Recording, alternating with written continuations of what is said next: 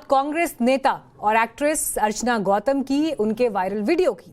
UP के हस्तिनापुर विधानसभा seat से विधायक का चुनाव आप लड़ चुकी हैं। एक वीडियो उनका वायरल हो रहा है जिसकी झलक भी इस वक्त आपको दिखा रहे हैं। तिरुपति मंदिर दर्शन के लिए वो पहुंची थी, लेकिन वहां पर उन्होंने जिस तरह की बदइंतजामी का सामना किया, आरोप मंदिर प्रशासन पर लगाते हुए ये वीडियो ट्वीट किया है। उनका आरोप है कि मंदिर के अधिकारियों ने उनके साथ बदसलूकी की और दर्शन करने के लिए 10,000 रुपए की मांग की।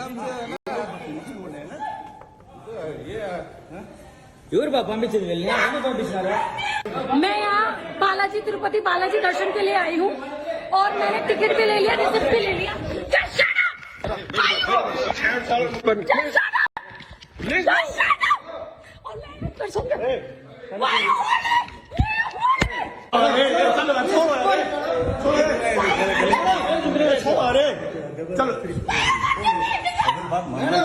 आराम से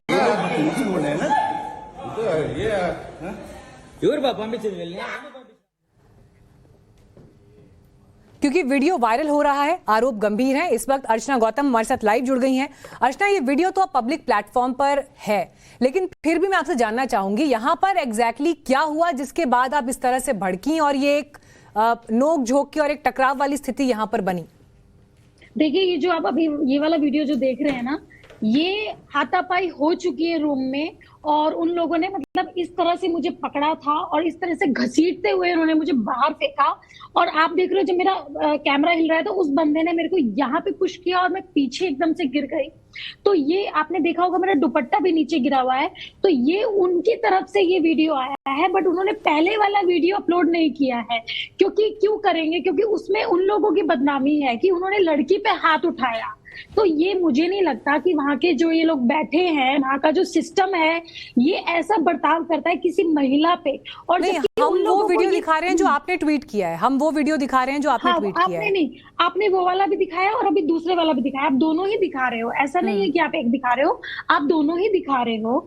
तो मैं यही बोलना चाहती हूँ कि मुझे ये समझ में नहीं आता, ये जो लोग मंदिर में बैठे हुए हैं ट्रस्टी के नाम पे, इन लोगों को इतना भी नहीं बताया जाता है क्या लड़की से किस तरह से बात करी जाती है, या लड़की से किस तरह से लड़की को मतलब प्रोटेक्ट किया जाता है या उनकी रिस्पेक्ट की जाती है। इन्होंने इतनी बदसलूकी के साथ मेरे साथ बिहेव किया कि मुझे उसके लिए आप ये कह रही है कि उन्होंने एक बदसलूकी हुई, लेकिन हम मंदिर का भी स्टेटमेंट चला रहे हैं, उनका पक्ष भी क्या है?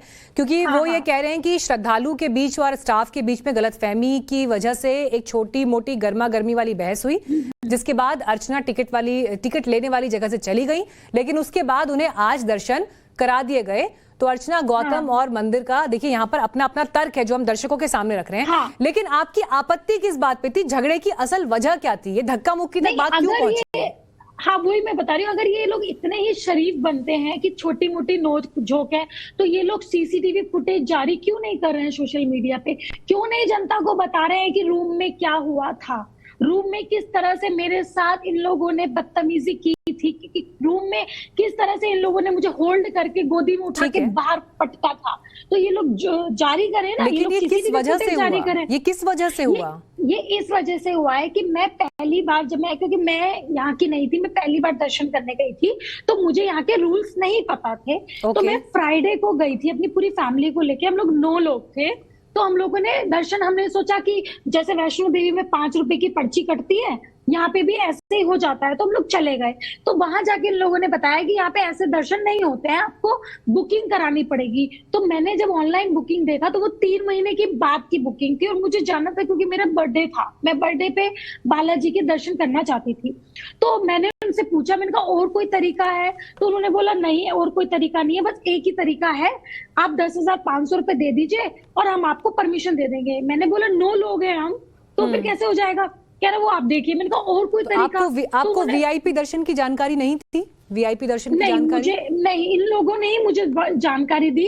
फिर इन्होंने ये भी बोला कि ठीक है, आप एक काम करिए, आप किसी मिनिस्टर के लेटर पैड पे लिखवा के ले आइए, हम आपको दर्शन दे देंगे, पर आपको एक दिन पहले आके पास लेना पड़ेगा। तो मैंने कहा ठीक है। तो मैंने 30 तारीख को अपने लोगों को भेजा लेटर पैड पे, उनको दिखाने के लिए उन्होंने मुझे पास दे दिया, 31 का पास दिया, ठीक है। और उन लोगों ने ये भी बोला था कि जब आप दर्शन करने आओगे तभी आपको टिकट मिल जाएगा। मैं पहुंची 12:30 बजे, मैंने बोला सर मुझे टिकट दे दीजिए, ये रहा मेरे पास पास। उन्होंने बोला 12 बज गए हैं, आप लेट हो गई, आपको 12 बजे से पहले ही टिकट मिलना था, अभी नहीं मिलेगा। तो मैंने कहा ये आपने मुझे कल क्यों नहीं बताया, जब मेरे लोग आए थे तो उनको बताना चाहिए था। और ना पास पे ये टाइमिंग लिखा है कि आप 12 बजे से पहले नहीं आ सकते या 12 बजे से पहले आपको दर्शन आना है। तो उस चीज से मैं बोलने लगी। आपने कुछ कंप्लेंट इस मामले को लेकर मंदिर प्रशासन से की है या वहां पर जो अथॉरिटीज हैं?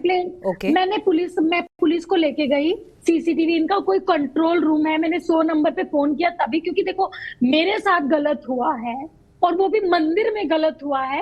अगर रोड पे होता तो मैं सोचती चलो लौंडे लफंगे हैं, कर दिया इन लोगों ने, वो अलग बात है। बट मैं इतनी पागल नहीं हूं कि मैं अपना अपमान सह लूंगी, मैं इतनी भी बड़ी पागल नहीं हूँ। मैंने पुलिस को फोन किया और मैं स्टेशन पे गई, वहां मैंने कंप्लेंट लिखाई, पुलिस मेरे साथ गई, सीसीटीवी फुटेज उनका कंट्रोल रूम है बहुत बड़ा, वहां पे गई। वहां पे पुलिस ने खुद अपनी आंखों से देखा है कि उन लोगों ने मुझे किस तरह से प्रताड़ित किया है, किस तरह से उन्होंने मुझे धक्का दिया है, किस तरह से उन्होंने मुझे मारा है। तो वो पुलिस ने देखा है और मैं एफआईआर कर रही थी। इन्होंने बोला मैं भी एफआईआर करूंगा। तो फिर उन्होंने, पुलिस वालों ने बोला आप सोच लीजिए आपको क्या करना है।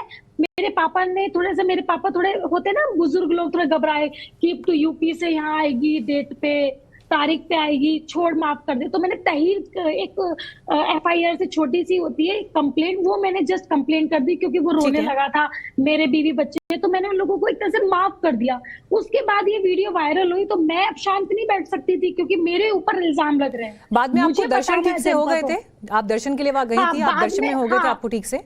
जी, वही मैं बता रही हूँ कि पहले इन लोगों ने बोला आपको टिकट नहीं मिलेगा, फिर पुलिस में कंप्लेंट करते ही इन लोगों ने मुझे टिकट दे दिया। क्यों ऐसा दे दिया इन लोगों ने टिकट?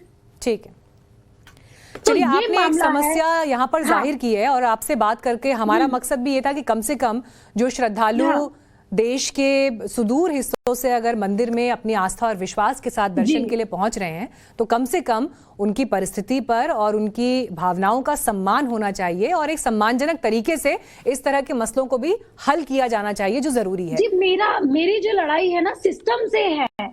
आप इस तरह से आप कर रहे हो, ये नहीं करना चाहिए। आपने मतलब पैसा कमाने का धंधा बना लिया भगवान को। पहले के जो मंदिर थे वो मंदिर हुआ करते थे, बट आपके जो मंदिर है वो बिजनेस हुआ करते हैं। आपकी चिंताएं अपनी जगह जायज है और उम्मीद यही कि कम से कम जिस तरह से आज आपने आके अपना पक्ष यहाँ पर रखा है उस मसले को और गंभीरता से देखा जाए और आगे किसी और के साथ ना हो, कम से कम ऐसे प्रयास किए जाएं।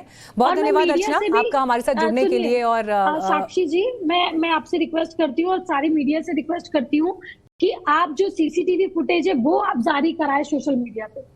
ठीक है, मंदिर को अपना पक्ष ही यहाँ पर रखना चाहिए। हालांकि उनका स्टेटमेंट जो आया है वो हमने सोशल मीडिया के जरिए सामने भी रखा, लेकिन अब देखते हैं कि इस मामले पर आगे अगर ऐसी कोई परिस्थिति बनती है कि किसी दूसरे व्यक्ति के साथ कम से कम ऐसा ना हो। शुक्रिया आपका अर्चना हमारे साथ जुड़ने के लिए, धन्यवाद।